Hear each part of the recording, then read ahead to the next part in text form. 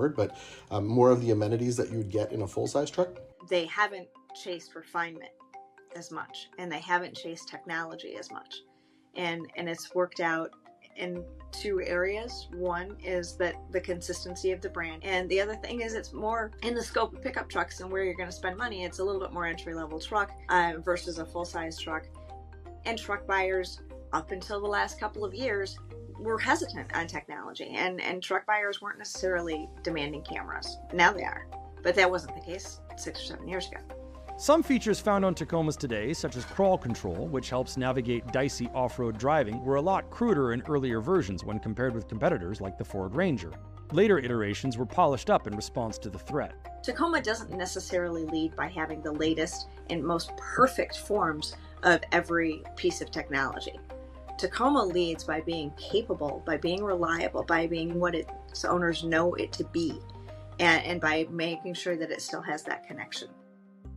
But Toyota no longer has the pool to itself. Even though sales have risen in raw numbers, share has declined simply because there are more trucks in the space. The interesting part about the midsize segment is, as we've seen new entries come in, market share has changed because of the total number of entries in there, but actual absolute value in terms of numbers has continued to grow because that market has just expanded. Where I look at the segment and I wonder a bit about what we think is happening in the future is I'm not sure how much more growth there is.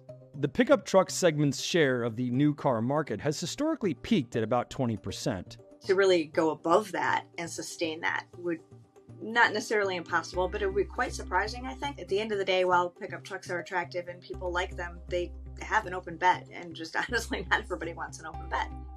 It's unclear how long Toyota can maintain its dominance in this segment. It seems to have held off competition from the Chevrolet Colorado, which has lost market share since 2019. But the Colorado did win Motor Trend's Truck of the Year award for 2024. Of course, the newest generation Tacoma was not yet available at the time. Are they going to stay around? I mean, that's a question if they're going to stay around.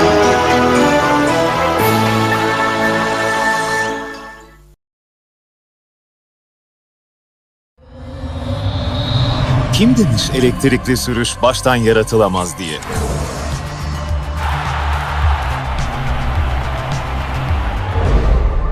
Değişimi gördüğünüzde hemen fark edeceksiniz. Nissan Qashqai e-Power, şarj kablosuz teknolojisiyle elektriğin eşsiz halini keşfet.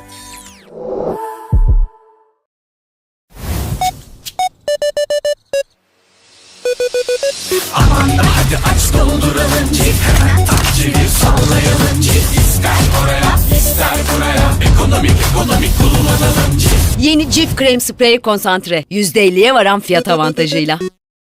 Arçelik çeyiz paketinde dev fırsatlar. Arçelik'ten dörtlü çeyiz seti alışverişlerinize özel 11.000 lira değerinde 40 inç televizyon hediye.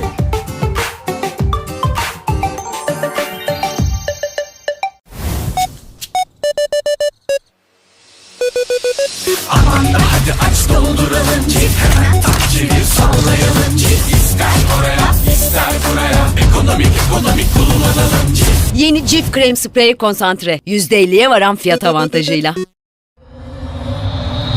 Kim demiş elektrikli sürüş baştan yaratılamaz diye?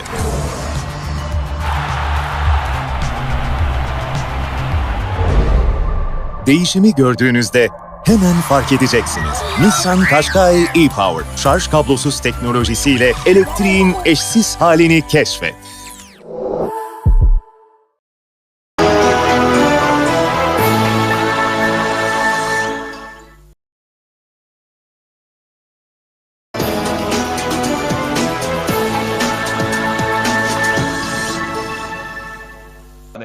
They were in before, then they left, and now they're back in, and maybe they'll leave again. I think the consumers are like, I don't know if I can really trust that the other brands are actually going to stay in the segment. They've already left me once. Then there is, of course, the big question on everyone's mind. What do you do with electrification? Toyota just created a hybrid Tacoma, and that will get them through to a certain point. But, the new EPA tailpipe regulations are making about 56% of its lineup electric, and nobody has built a convincing electric truck that sells in large numbers yet. Plenty are trying. EV startup Rivian makes nothing but SUVs and pickup trucks. Tesla has begun selling the Cybertruck. VW plans to resurrect the Scout brand entirely focused on electric SUVs and pickup trucks. Legacy players without much of a presence in trucks have been trying to find a path of least resistance. Hyundai started selling a compact unibody pickup called the Santa Cruz. Not an EV, but the Korean automaker, along with sister brand Kia, is betting big on electric vehicles.